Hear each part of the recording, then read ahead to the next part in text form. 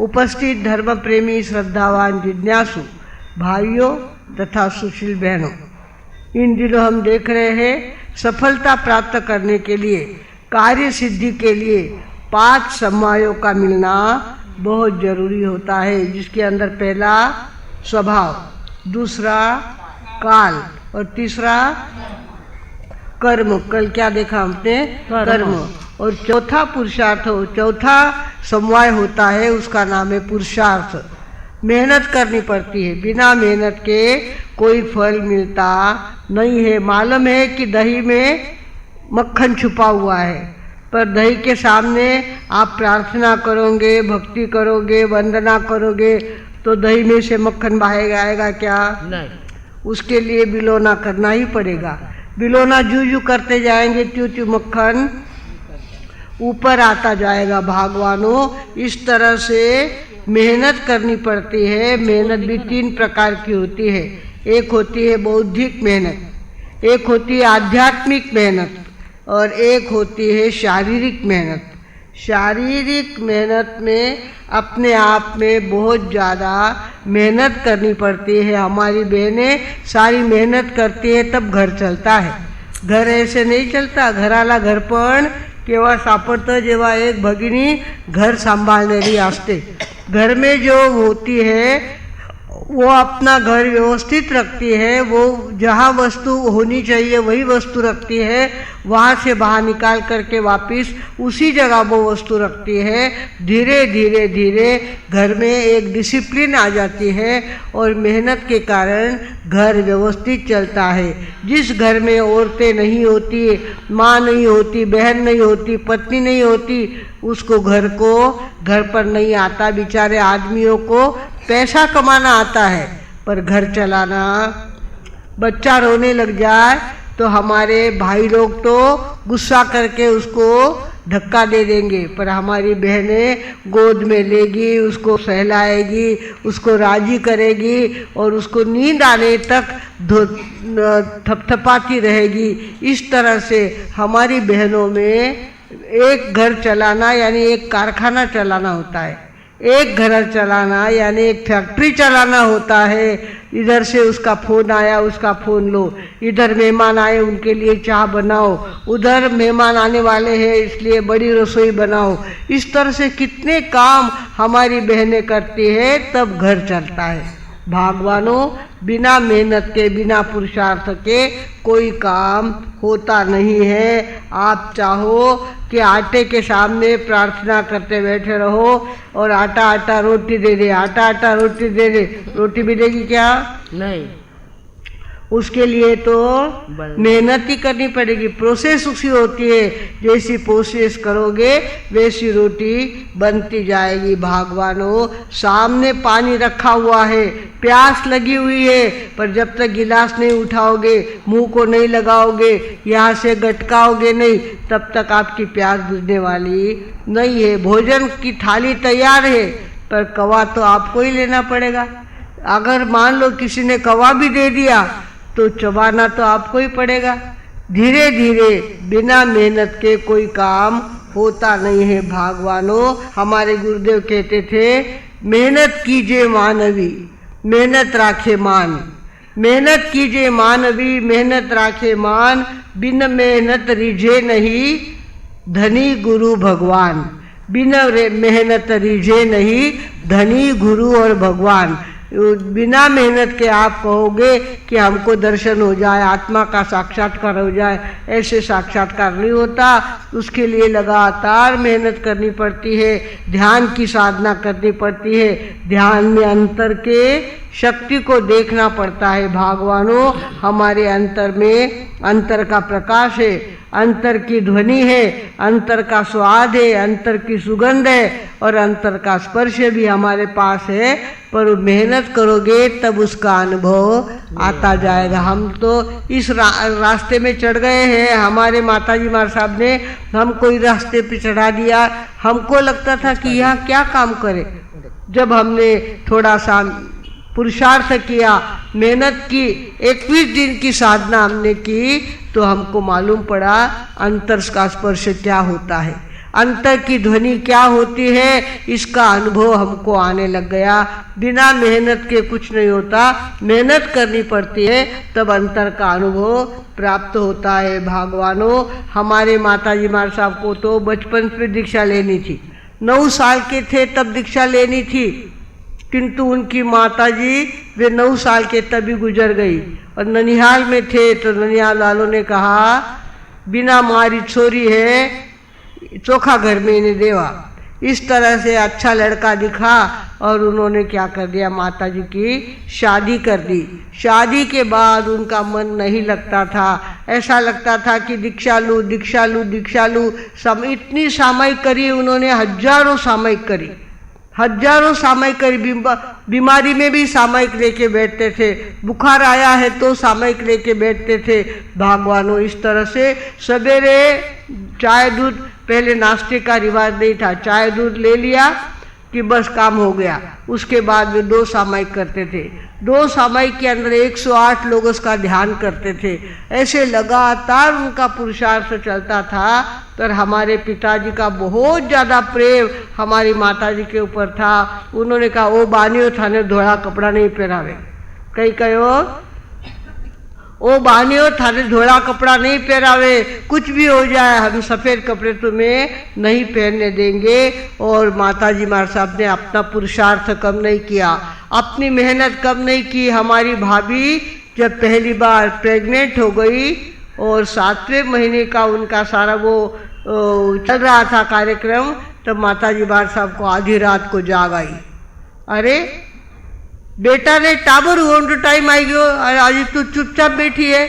इस तरह से आधी रात को उठे और उन्होंने क्या कर लिया, बिना चप्पल के उनको चलता नहीं था, चप्पल छोड़ दी। बिना चाय के चलता नहीं था, चाय छोड़ दी। तम्बाकू के चलता नहीं था, तम्बाकू यहाँ दबाते थे और तब वो उनको आगे का मूड आता था। इस तरह से न जाने कितनी सोगने उन्होंने ले ली और उस दिन संकल्प किया, रोज 5 सामयिक के बिना मुंह नहीं खोलूंगी। 5 सामयिक रोज सवेरे करते थे और उसके बाद पोरशी आने के बाद नीचे आकर के चाय दूध लेते थे। भगवानों, इस तरह से उन्होंने अपना पुरुषार्थ तो चालू कर दिया, पर पिताजी तो टस से मस नहीं हो रहे थे, कुछ भी हो जाए मैं दीक्षा देने वाला नहीं हूँ। तो नासिक के अंदर गोठी जी थे, गोठी जी के पास वो आए, माताजी महाराज साहब नासिक आना हुआ था उनका, कहा गोठी जी के पास आए और कहा कि मैंने दीक्षा ले, उन्हें मैं कई करूँ। बोलते घर छोड़ दो, कहीं कहो घर छोड़ दो। अब घर कैसे छोड़े, घर में नज़दीक में ऐसा बाजार था, कभी माताजी महाराज साहब 36 साल शादी को हो गए, कभी बाजार में एक बार भी गए नहीं थे। गांव का पोस्ट उन्होंने कभी देखा नहीं था, इतने घूंघट में रहते थे। और उन्होंने कहा घर छोड़ दो। अब घर कैसे छोड़े, तो उन्होंने कहा रेलवे स्टेशन पे चले जाना और जो गाड़ी मिलेगी उसमें तुम बैठ जाना, जो गाड़ी मिलेगी उसमें तुम बैठ जाना। अब रात को निकलना है उनको, पिताजी दिन में तो निकलने नहीं देते थे और रात को निकलना। तो हमारे प्रज्ञा जी महाराज साहब के पिताजी थे 9 साल के, विजय नाम था उसका, वो 9 साल का था। उसको कहा बेटा तू जाने गाड़ी लेने आओ, लाल पीली गाड़ी होती ना, कौन काली पीली गाड़ी, वो गाड़ी 5 रुपए में नासिक तक ले जा सकती थी। रात को 12 बजे पिताजी जब घोर रहे थे, जोर जोर से घोर रहे थे, उस समय वो गाड़ी लेकर के आ गया। हमारी भाभी ने कहा भाई हमारा पीरो है, वो 3 पदरी हार था गले का, वो माताजी महाराज साहब को दे दिया था। ने अड़चन पड़े इरो उपयोग कर जो, इरो मैंने कोई पूछन वालो है नहीं, हमारा पेरू आयोडो है।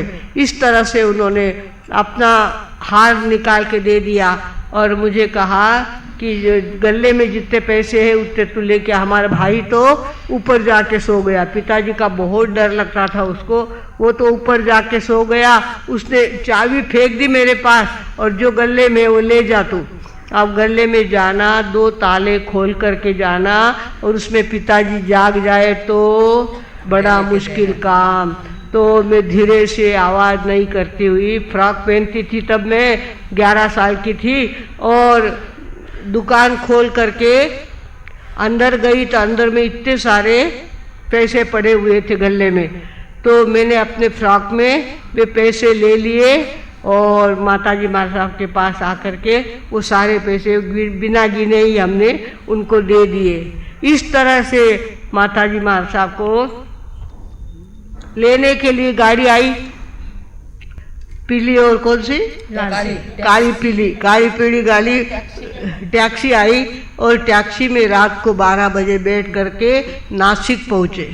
नासिक पहुंचने के बाद रेलवे स्टेशन पे गए और रेलवे स्टेशन में गाड़ी खड़ी थी, वो जाने वाली थी बेंगलोर जाने वाली गाड़ी में वो बैठ गए और वहाँ उनके पास पैसे तो थे ही, टिकट निकाल लिया और गाड़ी के अंदर बैठ गए। वहाँ पूछा ऐसी मुँह पत्ती बांधने वाले महाराज कहाँ पे रहते हैं। वो पत्ता बताया रिक्शा वाले को। रिक्शा वाला बराबर मिश्री लाल जी कातरेला के यहाँ माताजी माँ साहब को पहुँच के आए। वहाँ गए तो वहाँ शायर कौर जी माँ साहब, बहुत विद्वान माँ साहब थे, बहुत अच्छे माँ साहब थे। वहाँ जा कर के खड़े हुए और उन्होंने कहा माँ साहब मैं तो घर छोड़ के आई हूँ, बिना पूछे घर छोड़ के आई हूँ और मुझे यहाँ रहना है, मैं यहाँ हूँ ये किसी को मालूम नहीं पड़ना चाहिए।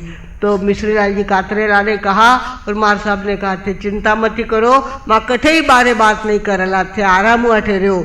इस तरह से माताजी माँ साहब वहाँ रहते थे और धर्म ध्यान करते थे।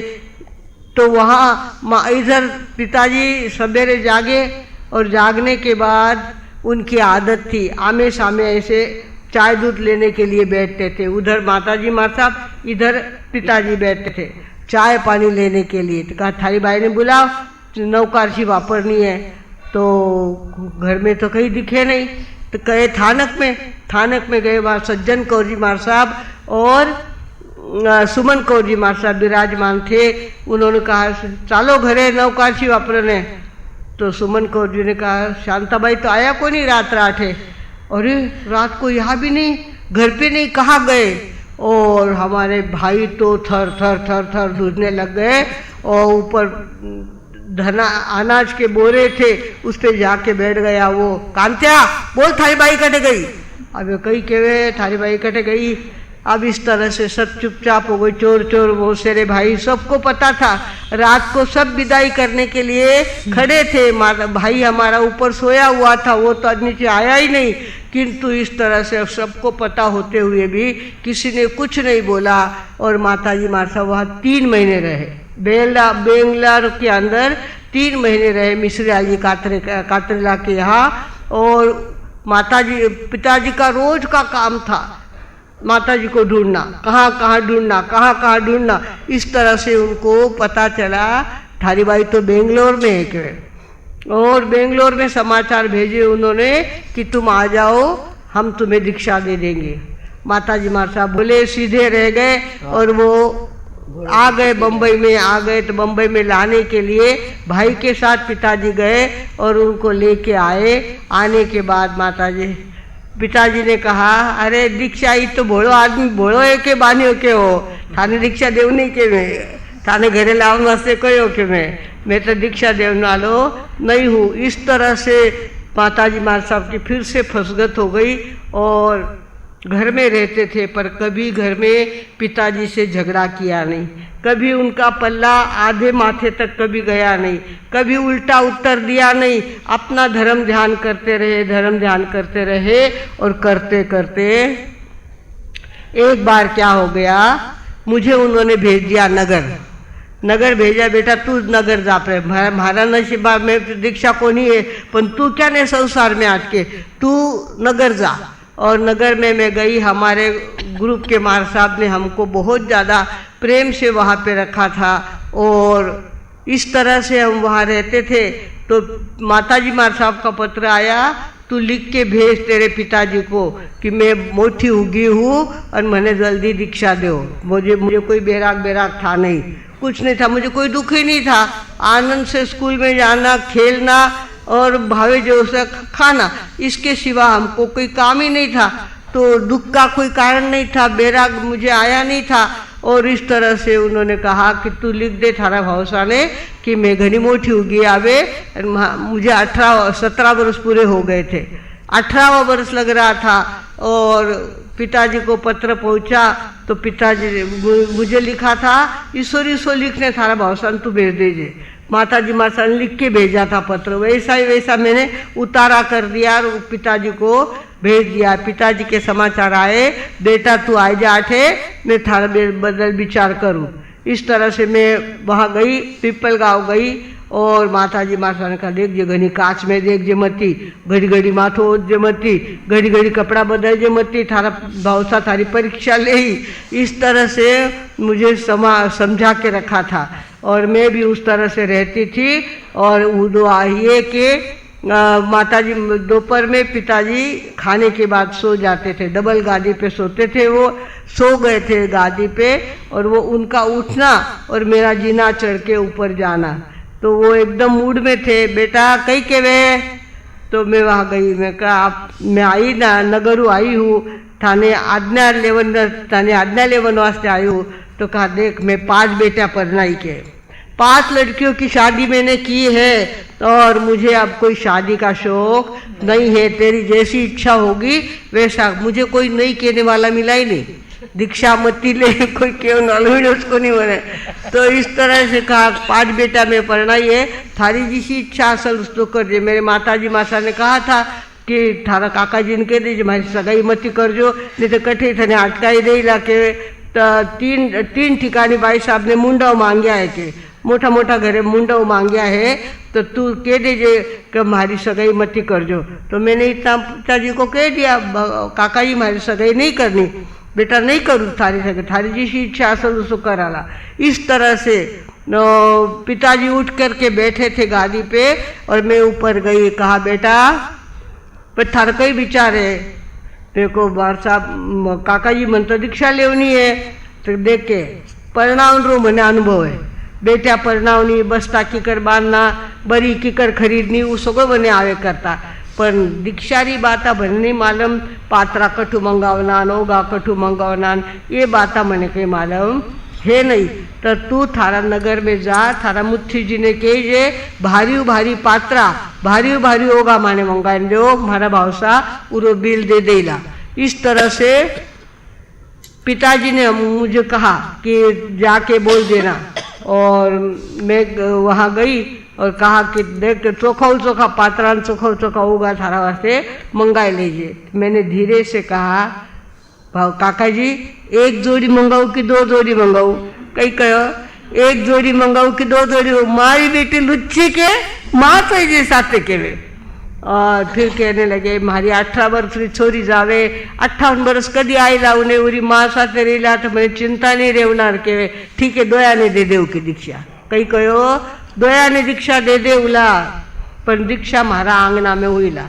बम्बई वाले हमारे बहुत पीछे पड़े थे, हमारी यहाँ दीक्षा करो। उन्होंने कहा नहीं मेरी दीक्षा, मेरी बेटी दीक्षा ले रही है, अगर शादी करते तो मैं ही खर्चा करता ना, वो खर्चा मैं दीक्षा में करूँगा, पर मेरे आंगने में दीक्षा होगी।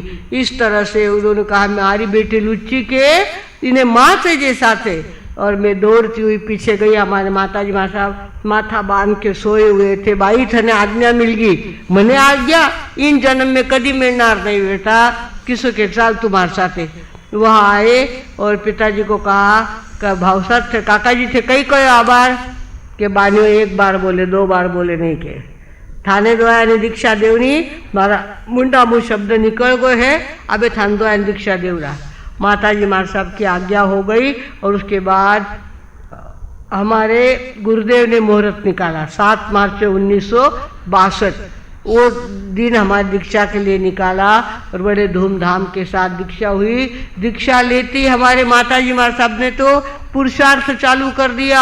इतना प्रतिक्रमण के बिना तो उनको चलता ही नहीं था, प्रतिक्रमण के पहले कल्याण मंदिर होना ही चाहिए, ऐसे कई उनके नियम थे, नियम पालते गए। और हमारे ग्रुप हमारा बहुत बड़ा था। पहले जब मैंने दीक्षा ली मेरा 19वां नंबर था, 19 नंबर था, 18 मार साहब पहले थे मेरे।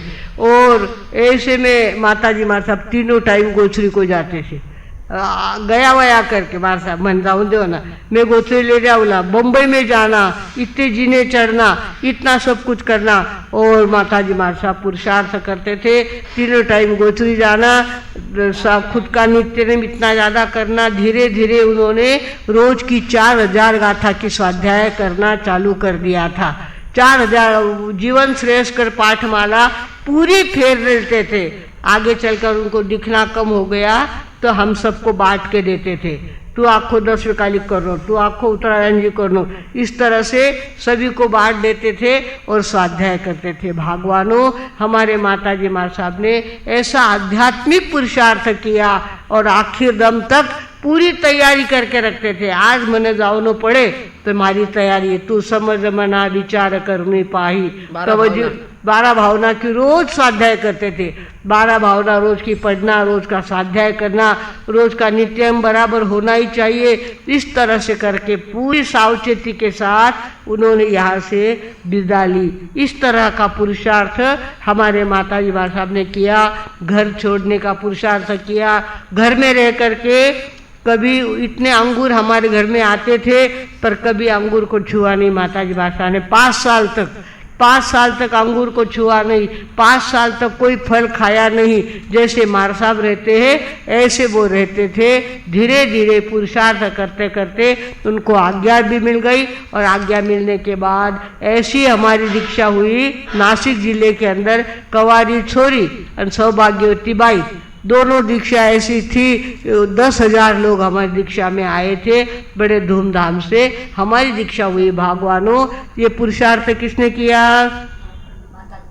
माता जी माँ साहब ने पुरुषार्थ। आज ये लाइन दिख रही है ना, माता जी माँ साहब तैयार करने वाले और गुरुदेव दीक्षा देने वाले, माता जी माँ साहब तैयार करने वाले और गुरुदेव दीक्षा लेने वाले। इस तरह से हमारा ये ग्रुप तैयार हुआ है। आज ये ग्रुप आप देख रहे हो, इसके पीछे पूरी माता जी माँ साहब की तपस्या है, पूरी मेहनत माता जी माँ साहब की है। भगवानों, इस तरह से पुरुषार्थ करना पड़ता है। बोलिए परम पूज्य माता जी महाराज साहब की। इस तरह से हमारे माता जी माँ साहब ने इतना पुरुषार्थ, घर में भी थे, इतना विवेक से काम करते थे। पूरे घर का पानी धोवन करके रखते थे। अचानक माँ साहब आ जाए तो घर असुस्ता ना हो, इसके लिए पूरे घर का पानी धोवन करके रखते थे। घर में हमेशा कटोरदान में रोटी होनी ही चाहिए। ऐसा नहीं कि कटोरदान खाली रखा है और आने के बाद लोग आने के बाद आटा ओसन के फिर रसोई करेंगे, नहीं, कटोरदान में रोटी होनी ही चाहिए, ऐसा उनका नियम था। और लोगों को देना तो उनका आंतरिक पुरुषार्थ था। कुछ भी, मैं जाती थी गांव के बाहर, एसी थी, वहाँ पे लोग 3 पत्थर के चूल्हे पे रसोई बनाते थे। मैं वहाँ देखती थी कि आपला घरे तो कितो बने, और देखो किसा लोग जी में। तो मैंने कहा तुमको मीठे चावल भाते हैं क्या? हाँ बहुत भाते हमको। तो कातारी लोग थे वो, तो उसको लेके आई मैं साथ में और कहा भाई इन्हें घना मीठा चावल भावे, तू देवे कि मन मीठा चावल। इतनी भगोली भर के मीठा चावल। अभी तक मेहमान आए नहीं थे। भाऊ को देखने के लिए बहुत मेहमान आते थे। कुलता एक भाऊ था, 7 बहनों का एक भाई, और बड़ा घर हमारा पहले से माना जाता था। तो इसके से लोग बहुत सगाई के लोग आते थे। तो माता जी माँ साहब ने अपनी तरफ से इतना सारा भगुना भर के चावल उस बाई को देने के लिए दिया। मैं कोई भी जाती थी और कह के आती थी, तू हम चाहिए चल, आम्ही तुला खायला देऊ। और इस तरह से माता जी माँ साहब के पास में लेके आती थी और माता जी माँ साहब उसको खाने की चीज़ें देते थे। भगवानों, इस तरह से हमारे माता जी माँ साहब ने आंतरिक पुरुषार्थ भी बहुत किया, भौतिक पुरुषार्थ भी बहुत किया, और कभी बातों में ध्यान नहीं दिया। कभी 1.6 आने में वो पाकिट मिलता था, वो 1.25 रुपये दे के आए। कितना दे के आए? 1.25 रुपये दे के आए। लोगों भाई 6 आना पाकिट 1.25 रुपये देने आई। बिचारा ने गरज असल, उन्हें कहो ना 1.25 रुपये, तो यहाँ पे क्या ने कमी करना, 1.25 रुपये दे दिए उन्हें। इस तरह से माता जी माँ साहब अपने जीवन में एक दैविक शक्ति को लेकर के आए थे। दैविक शक्ति को उन्होंने बढ़ाया और अपने पुरुषार्थ के कारण बढ़ाया। भगवानों बिना पुरुषार्थ बिना मेहनत रीझे नहीं, धनी गुरु और भगवान, बिना मेहनत के रिश्ते नहीं है। इतनी मेहनत करनी पड़ी तब जा कर के कहीं हमारी दीक्षा हुई है, हम दिवे लगाने लग गए हैं। पर ये सारा काम किसने किया? माताजी महाराज साहब ने किया। भगवानों तो हमारे 5वें समवाय का नाम क्या है? चौथे समवाय का नाम पहला है स्वभाव, दूसरा है काल, तीसरा है कर्म और चौथा है पुरुषार्थ। अब कल हमको नियति देखनी है। नियति का 5वां समवाय हम देखने वाले हैं। भगवानों आज अपना समय हो गया। गजाना हाँ 10 बज गए, 5 मिनट ऊपर हो गया। इस तरह से हमको चाहिए कि हम ये मत सोचे कि भगवान के मन में नहीं था इसके लिए ऐसा। भगवान कुछ नहीं करता। भगवान किसी का नौकर नहीं है, किसी का लेबर नहीं है जो आपके मन के विरुद्ध या आपके मन के अनुकूल कुछ करेगा। ये 5 बातें जब मिलती है तब एक काम होता है, एक सफलता मिलती है। भगवानों सभी के जीवन में ये तत्व ज्ञान पक्का उतरे, इसी सद्भावना के साथ अब मैं विराम लेती हूँ। ओम